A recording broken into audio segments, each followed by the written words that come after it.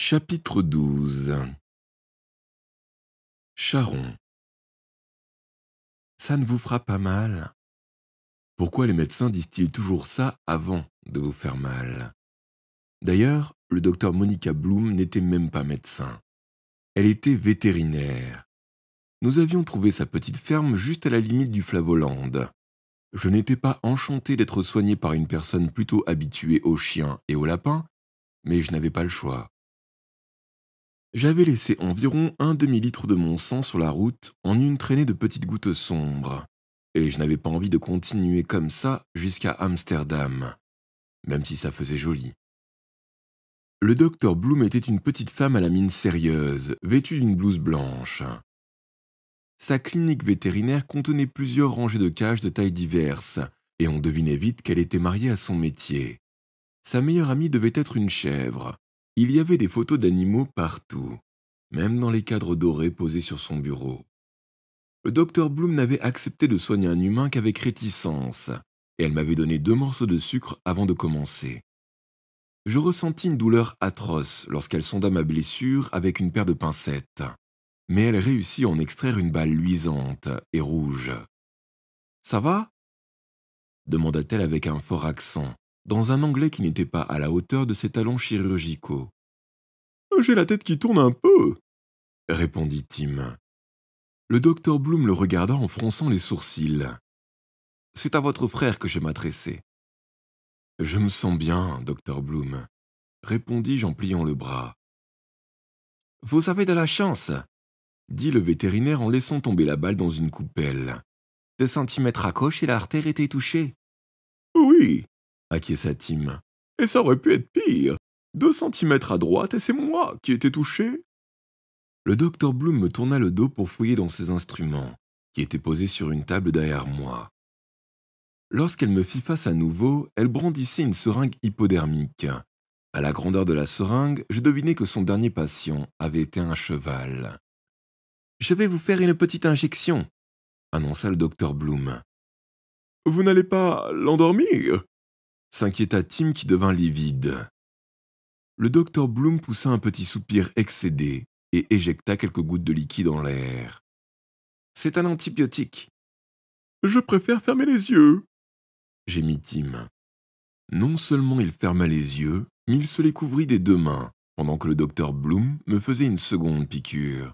« Vous savez, jeune homme, je pense que vous ne me dites pas la vérité. Comment cette balle est-elle arrivée dans votre bras ?»« Eh bien, » je bafouillai. C'était délicat. Nous n'avions pas eu le temps de mettre au point une explication rationnelle, et notre histoire, comme mon bras, était pleine de trous. « Votre frère prétend que vous avez été blessé dans un accident de voiture, » poursuivit le docteur Bloom. « C'est vrai !» s'exclama Tim. « C'est la faute du conducteur de la voiture !»« Oui, dis-je à mon tour. Il a tiré sur moi par accident. » Le docteur Bloom n'en croyait pas un mot, mais je suppose qu'elle avait décidé de me soigner et de se débarrasser de nous au plus vite. Elle retira l'aiguille de mon bras valide et s'affaira à nouveau sur mon bras blessé, qu'elle enveloppa d'un bandage blanc. Il lui fallut 2 minutes à peine. « Voilà, c'est terminé, » annonça-t-elle en nouant le bandage. « Tout devrait aller bien maintenant. »« Merci, docteur, » dis-je en pliant le bras. Je ressentis un élancement, mais la douleur s'était apaisée. « Comment allez-vous rentrer en ville ?» s'inquiéta le vétérinaire. « Je vous aurais volontiers amené, mais un autre patient m'attend, un petit cheval. »« Il a un problème de croissance ?» s'enquit Tim. Le docteur Bloom l'ignora. « Vous pouvez rentrer en ville à pied, mais c'est un long trajet. Essayez plutôt de trouver un chauffeur compatissant. Il y a une grande maison à 1 kilomètre d'ici, près du moulin. » Comment s'appelle cette maison? Le docteur Bloom sourit. Comment aurait-elle pu deviner l'effet que sa réponse provoqua en moi? « La villa de Winter, » répondit-elle. Jamais je n'avais vu une maison comme la villa de Winter. C'était une bâtisse en briques rouges et blanches, sans aucun plan ni dessin précis. Les couleurs faisaient des zigzags sur les façades, se heurtaient, rebondissaient. On eût dit que l'édifice était l'œuvre d'un voleur. Les tours semblaient avoir été empruntées à un manoir, les fenêtres à une église, le toit d'ardoise grise à une gare. Rien n'était cohérent. La porte d'entrée se trouvait à l'arrière. Les gouttières n'aboutissaient dans aucun caniveau. Le lierre descendait au lieu de grimper. La maison se dressait au milieu d'un immense jardin. Le bassin était couvert d'une telle couche de vase qu'il paraissait plus vert et plus solide que la pelouse. En retrait de la route, la villa de Winter était entourée d'une clôture qu'il nous fallait franchir. Je m'accroupis derrière un buisson puis épiai ce qui se passait autour de la maison. « Tu crois que Charon habite ici ?» chuchota Tim. « Je crois, oui. En tout cas, c'est ici qu'est venu MacGuffin avant d'être assassiné. »« Sûrement !» acquiesça Tim en scrutant la maison. « Si seulement nous pouvions voir à travers les murs !»« Mais nous pouvons ? Comment ?» En regardant par la fenêtre, Tim. Nous traversâmes la pelouse en courant. Nos ombres arrivèrent avant nous. Il n'y avait personne en vue, mais on entendait un piano jouer un air. Je mis un certain temps à reconnaître la sonate au clair de lune de Beethoven. Elle était horriblement mal interprétée. Peut-être le pianiste avait-il un doigt en moins. « Écoute !» soufflai-je à Tim. « C'est un disque ?» Non, personne n'a joué cet air aussi mal. Tim ouvrit les yeux ronds. « Tu crois que c'est Charon ?»« Ça se pourrait. Il a tué MacGuffin, maintenant il exécute Beethoven. » Nous étions accroupis. Je décidai de me redresser pour jeter un coup d'œil par la fenêtre, juste au-dessus de nos têtes. Tim était horrifié. « Que fais-tu » ? C'est peut-être notre seule chance de voir à quoi ressemble Charon. Plus exactement, cela aurait pu l'être. Car au moment où je posais les mains sur le rebord de la fenêtre, j'entendis un bruit de moteur. Une voiture remontait l'allée. Je replongeai précipitamment aux côtés de Tim. Au même moment, le piano cessa de jouer et une porte claqua. Je me rapprochai des deux poubelles qui se trouvaient là pour mieux me cacher. La voiture s'était immobilisée. Deux hommes en descendirent. Je ne les avais vus qu'une seule fois. Pourtant, je les reconnus tout de suite. C'était le genre de tête qu'on n'oublie pas.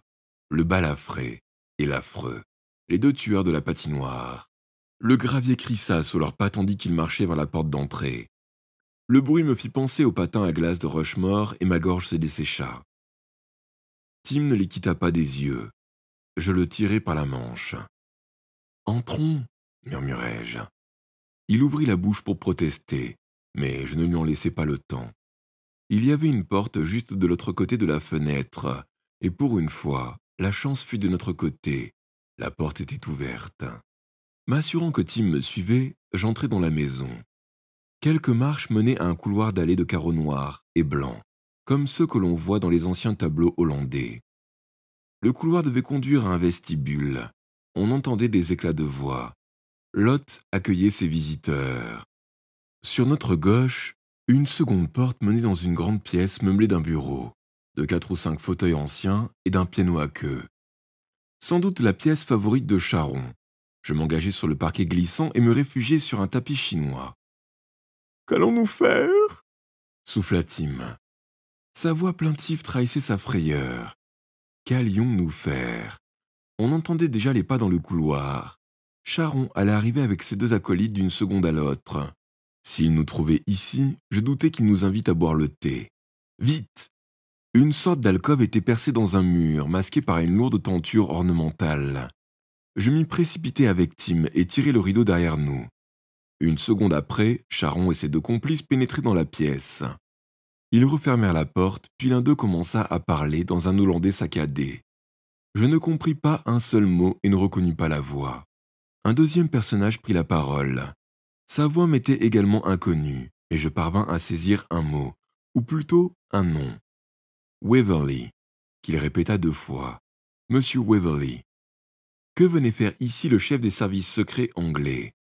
Rushmore nous avait dit qu'il existait un lien entre Charon et lui.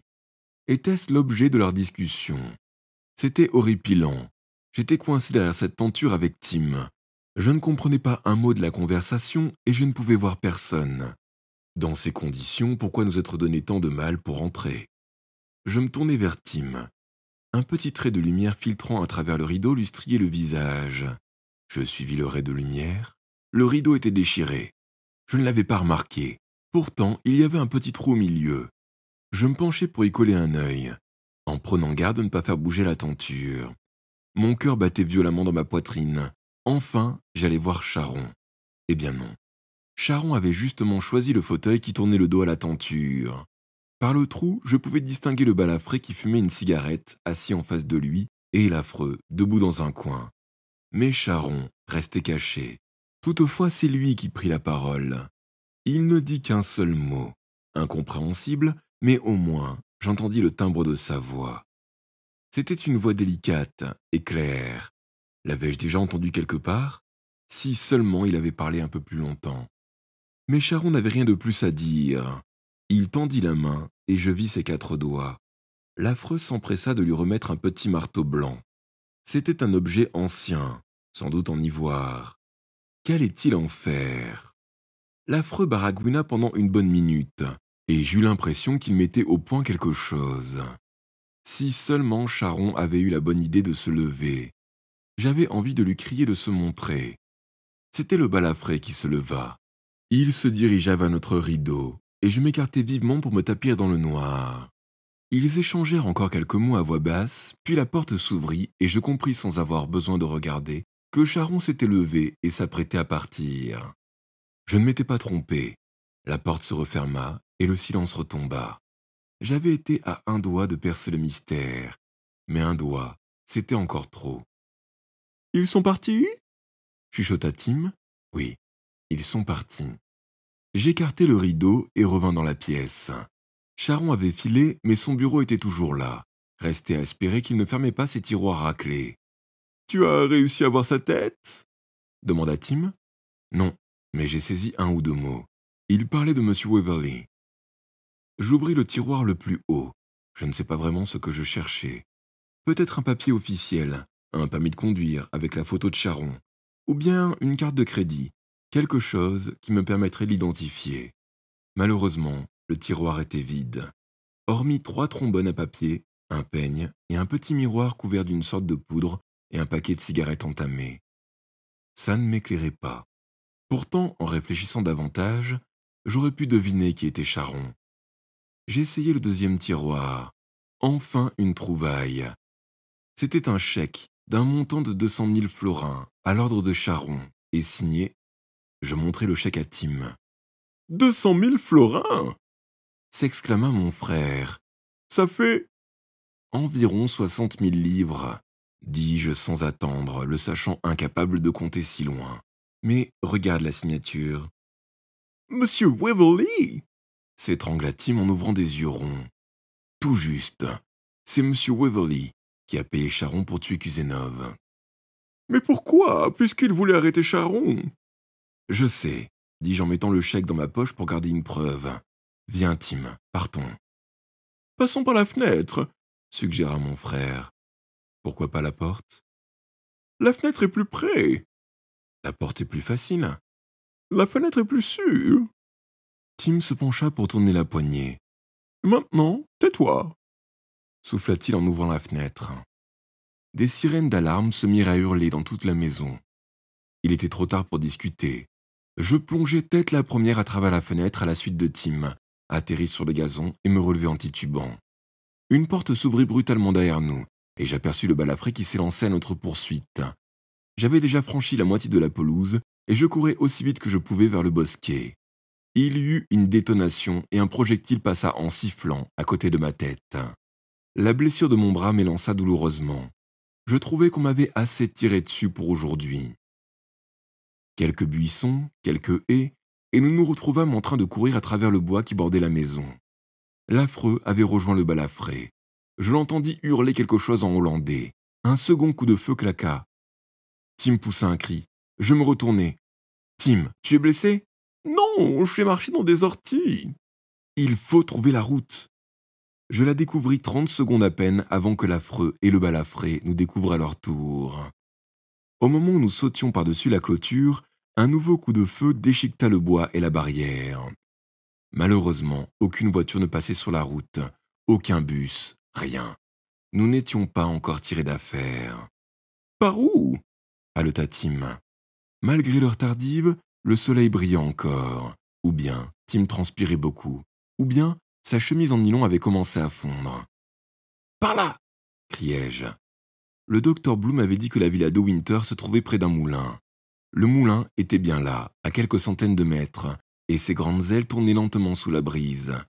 On nous avait appris le fonctionnement des moulins avant, à l'école, mais c'était la première fois que j'en approchais un de si près. Il avait l'air étrangement incongru, comme un objet datant d'une époque révolue. Comment croire qu'il existait réellement et pouvait encore servir? Pourtant, il me serait bien utile. Je ne voyais aucune autre cachette, et je savais que le balafreux et l'affreux allaient franchir ou défoncer la clôture d'un instant à l'autre. Tim sur mes talons, je traversai la route et courus vers le moulin. Heureusement, l'unique porte était ouverte. Une seule porte pour entrer et sortir. C'est seulement à l'intérieur que je réalisai que nous étions pris au piège.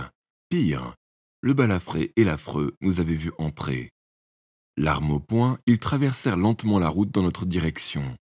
Le balafré souriait. Une flèche pointait sur moi. « Ils arrivent !» s'écria Tim paniqué. « Qu'allons-nous faire ?»« Nous cacher !» Tim s'élança d'un côté, moi de l'autre. Le moulin n'était pas comme je l'avais imaginé. À l'intérieur, il paraissait beaucoup plus grand, avec ses énormes poutres en bois, ses roues et ses grandes meules qui s'engrenaient les unes dans les autres comme les rouages d'une gigantesque horloge. 4 escaliers distincts montaient dans différentes directions. L'un menait à une porte qui donnait sur une galerie extérieure, un autre aboutissait à une plateforme basse située au-dessus de la machinerie, les 2 derniers disparaissaient dans la pénombre du plafond. Je pris l'escalier qui conduisait à l'extérieur. Je me sentais pris au piège et, si quelqu'un devait me tuer, je préférais que ce soit au grand air. Je grimpai les marches à 4 pattes, car l'escalier était raide comme une échelle. Je me demandais où avait bien pu passer Tim, mais je n'eus pas le temps de m'inquiéter pour lui. Au moment où j'atteignis le haut de l'escalier et retrouvai la lumière du jour, j'aperçus le balafré qui posait déjà le pied sur la première marche. Je n'avais que 15 secondes d'avance. Il fallait que je trouve une cachette au plus vite. Mais où? J'étais sur une étroite plateforme en bois qui faisait le tour du moulin à environ 5 mètres au-dessus du sol. Trop pour sauter. Et il n'y avait pas d'autre porte. Je ne pouvais que courir en rond indéfiniment. Impossible de monter plus haut ou de rebrousser chemin. L'une des ailes du moulin jeta son ombre sur moi. L'aile du moulin. C'était une idée insensée, mais je n'avais pas le choix. Si vous croyez que les ailes d'un moulin tournent lentement, détrompez-vous. Même lorsque la brise est légère, elles tournent vite et ont assez de force pour assommer un bœuf. J'avais juste la chance que ce ne fût pas un jour de grand vent. Au moment où l'aile suivante se présenta, je m'élançai et m'accrochai comme je pus. Mes mains parvinrent à agripper l'armature en bois sous la toile. Je crus que mes bras allaient se décrocher de mes épaules. Un instant plus tard, je me retrouvai la tête à l'envers, les pieds je ne sais où, en train d'effectuer un grand cercle en plein ciel. De quoi vous couper le souffle et vous donner des hauts le cœur. Je me cramponnai désespérément des 2 mains et, en tâtonnant du bout du pied, je parvins à trouver un appui entre le bois et la toile. J'étais épinglé comme une mouche sur une moustiquaire et je voyais tournoyer l'herbe verte et le ciel bleu. On eût dit que l'univers était brassé dans une gigantesque marmite. Je fermai les yeux. Je ne pouvais pas regarder. Mais le balafré, lui, pouvait-il me voir? Je l'imaginais tournant sur la plateforme, à ma recherche. Si jamais il levait les yeux... J'étais masqué par l'aile et visible seulement à l'arrière du moulin. La plateforme étant à 5 mètres du sol, il pouvait penser que j'avais sauté. Après tout, c'était faisable. L'aile dut effectuer une trentaine de tours. J'en avais perdu le compte au bout du 15e. Tout ce que j'avais mangé depuis 2 jours menaçait de quitter mon estomac. D'ailleurs, mon estomac lui-même menaçait de s'en aller. À chaque tour, mon vertige augmentait. Le vent tomba, l'aile ralentit. J'en avais assez. Voyant la plateforme approcher de moi, je me laissai tomber et atterris comme un sac de cailloux sur les planches. Si le balafré était encore là et me tuait, ce serait un soulagement. Mais le balafré n'était plus là. J'étais trop étourdi pour pouvoir me relever, mais affalé sur la plateforme, je l'aperçus courant à travers champs avec son complice. Il croyait que j'avais sauté pour m'enfuir. C'est alors qu'une pensée terrible m'assaillit. Qu'avait-il fait de Tim? Il me fallut encore 5 minutes pour retrouver mon équilibre. La descente fut un véritable cauchemar. Je sentais encore en moi le mouvement des ailes du moulin, et les marches se tordaient devant mes yeux comme un serpent. Un silence effrayant régnait dans le moulin. On entendait seulement le grincement de la meule qui tournait inlassablement. réduisant en poussière tout ce qui se trouvait sur son passage. Aucune trace de Tim. Je parvins à me tenir debout en m'aidant de mes mains. Titubant, j'inspectais le rez-de-chaussée. De grands sacs étaient posés dans un coin et, derrière, un gros tas de farine en vrac, amoncelé contre le mur. La petite plateforme était vide, la porte fermée. « Tim, où es-tu » Silence. Je commençais vraiment à m'inquiéter. « Tim, tout va bien, ils sont partis !» Quelque chose remua. Je me retournai. Le tas de farine bougeait. On aurait dit une avalanche miniature. Puis une main jaillit. Toute la montagne de farine s'ouvrit et une silhouette surgit. La farine formait comme un nuage tout autour. Je ne sais comment Tim avait réussi à s'ensevelir. Maintenant, il était libre. Libre et blanc de la tête aux pieds. Ou alors, l'affreux l'avait tué et ce que je voyais était son fantôme. « Ils font parfait !» Tim avait de la farine dans le nez et dans la bouche. Il éternua. Une pluie blanche tomba en cascade de ses cheveux et de petits ronds roses apparurent autour de son nez et de sa bouche. « Ils sont partis ?» répéta-t-il plus distinctement. « Oui. Tu vas bien, Tim ?»« Je me sens un peu farineux. » »« Partons d'ici. » Tim laissait derrière lui des empreintes blanches. Les ailes continuaient de tourner, imperturbables. Au cours de ces 12 dernières heures, on nous avait mitraillés dans un champ de blé. J'avais été recousu par un vétérinaire. Nous avions déniché le quartier général de Charon et manqué de peu voir sa tête. J'avais volé le chèque de M. Waverly et des tueurs nous avaient tiré dessus pendant notre fuite. Nous étions morts, de fatigue. Je rêvais d'un bain et d'une longue nuit de sommeil. J'avais l'impression d'avoir été passé à la moulinette. J'étais moulu, comme la farine.